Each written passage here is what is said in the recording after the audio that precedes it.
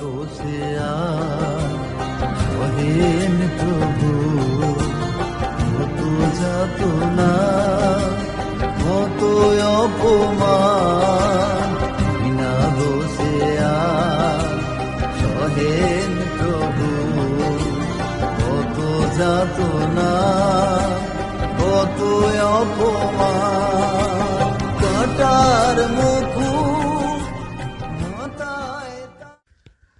প্রিয় শ্রোতা বন্ধু, প্রভু যিশুর মধুর নামে স্বাগত জানাই।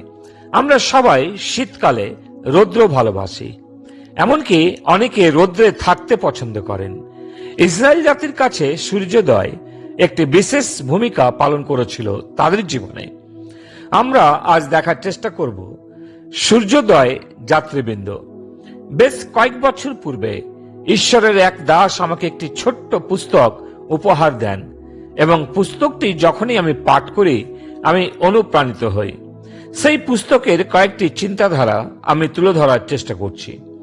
আমরা পাঠ করি গণনা পুস্তক 21 অধ্যায় 10 এবং 11 পদ।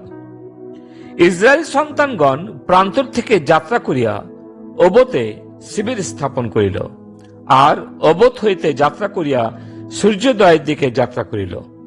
এটা সংক্ষেপে বলতে হলে বলা যায়, ইসরায়েল সন্তানরা প্রান্তর থেকে সূর্যোদয়ের দিকে যাত্রা করেছিল। মোশে ইসরায়েল সন্তানদেরকে মিশর থেকে বের করে নিয়ে এসেছিলেন। লোকেরা অবিলম্বে দাসত্ব থেকে মুক্তি পেয়ে দুর্দান্ত আনন্দ অনুভব করেছিল।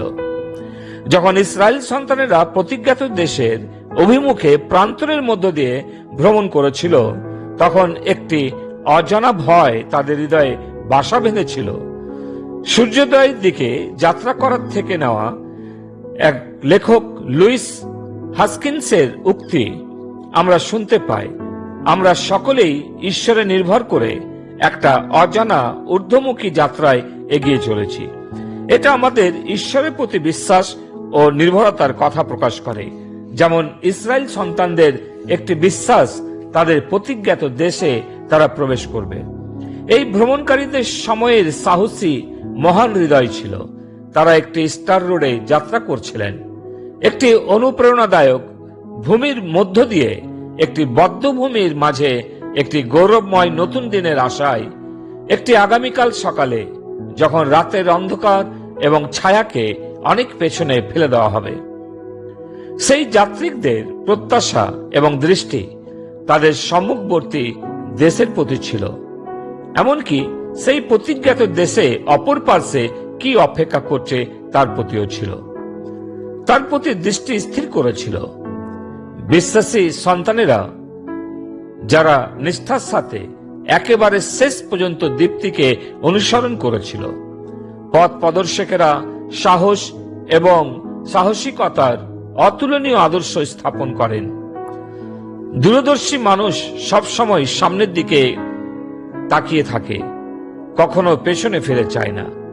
প্রিয়, আমরা আমাদের আধ্যাত্মিক যাত্রাতে কার প্রতি ও কৃষির প্রতি দৃষ্টি রেখেছি একবার চিন্তা করা প্রয়োজন। প্রভু যিশু আমাদের প্রতিশ্রুতি দিয়ে গেছেন এবং তার প্রতি দৃষ্টি রাখতে বলেছেন। তাই চলতে গিয়ে যেন পথহারা না হয়ে যায়। যা ইসরায়েল সন্তানরা শিক্ষা দিচ্ছেন, সেই জ্যোতির প্রতি দৃষ্টি রাখি।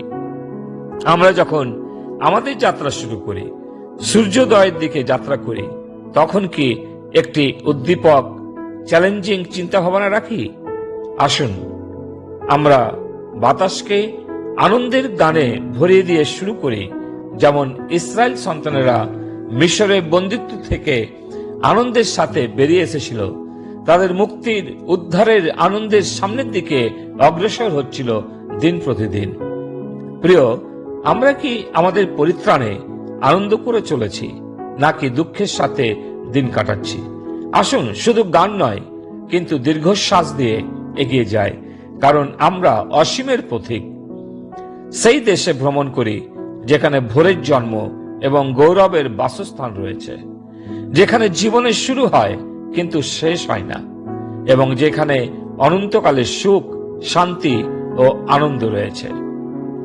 লুইস হাস্কিন্স তার দরজায় দাঁড়িয়ে থাকা লোকটিকে বলেছিল, অন্ধকারে যাও, এবং ঈশ্বরের হাতে তোমার হাত দাও। এটি তোমার কাছে আলোর চেয়ে উত্তম এবং পরিচিত পথের চেয়েও নিরাপদ হবে। ইসরায়েলের মহান নেতা এগিয়ে গিয়েছিলেন এবং ঈশ্বরের হাত খুঁজে পেয়ে আনন্দের সাথে মরু প্রান্তরেও হেঁটে গিয়েছিলেন। ঈশ্বর তাকে সেই পর্বতে নিয়ে গিয়ে তার মহিমা দেখালেন।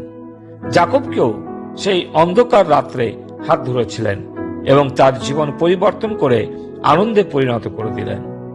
প্রিয়, আপনি হয়তো অসাধারণ সুযোগ বা অপ্রতিরোধ্য সমস্যার সম্মুখীন হচ্ছেন। উভয় ক্ষেত্রে আপনার হাত ঈশ্বরের হাতে রাখুন এবং তার সাথে চলুন। আপনি আপনার প্রতিশ্রুতির দেশের উদ্দেশ্যে অগ্রসর হওয়ার সাথে সাথে তিনি আপনাকে সান্ত্বনা এবং জ্ঞান প্রদান করুন। আসুন এই জীবনযাত্রায় খ্রিস্টের প্রতি আমাদের দৃষ্টি রাখি। প্রভু তিনি তার বাক্যে আমাদের আশীর্বাদ করুন। পিতা ঈশ্বর, তোমাকে ধন্যবাদ দিই যে আমরা দেখেছি যে সূর্যোদয়ের দিকে যাত্রা ইসরায়েল জাতি করেছিল। প্রভু সেই জ্যোতির প্রতি দৃষ্টি তারা রেখেছিল এবং তারা প্রতিজ্ঞাত দেশে প্রবেশ করেছিল। তুমি আমাদের অনুগ্রহ দাও যেন আমাদের দৃষ্টি আমরা প্রভু যিশুর প্রতি করি, তার থেকে প্রভু যেন আমরা মুখ ফিরিয়ে না নিই, কিন্তু প্রভুর প্রতি দৃষ্টি রেখে জীবনে এগিয়ে যায়। প্রার্থনা মুক্তিদাতা প্রভু যিশুর নামে চায়, দয়া করে শ্রবণ ও গ্রাহ্য করো। আমেন।